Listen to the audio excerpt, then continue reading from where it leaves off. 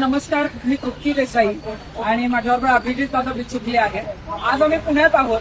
आज पहिला पाऊस पुण्यातला पडलेला आहे. आपण जर बघितलं असेल की सध्या नद्या आटत आलेल्या आहेत, पाणी नाहीये आणि शेतकऱ्यांची पिकं जळालेली आहेत.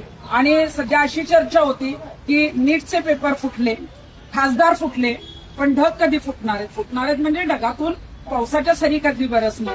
आणि आज त्याची सुरुवात पुण्यातून झालेली आहे. त्यामुळं निश्चितच बळीराजाला यापुढे कुठली अडचण येऊ नये, भरपूर पाऊस पडू दे अशी आमची इच्छा आहे.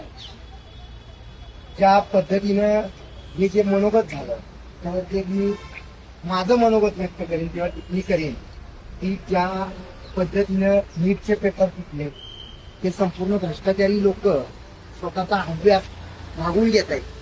पण माझ्या बळीराजासाठी, शेतकऱ्यांसाठी, माझ्या सुजलाम सुफलाम असलेल्या महाराष्ट्रासाठी आज 22 तारीख तरी पाऊस पडत नव्हता.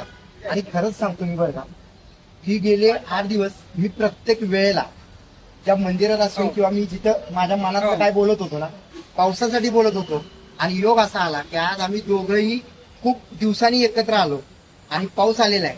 तर ईश्वर चरणी एवढीच प्रार्थना करीन की माझा सुजलाम सुफलाम जो महाराष्ट्र आहे तो असाच भरभराटीत राहावा.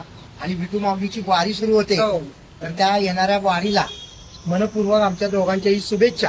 आणि असाच विठुरायानं हा पाऊस आम्हाला द्यावा. आणि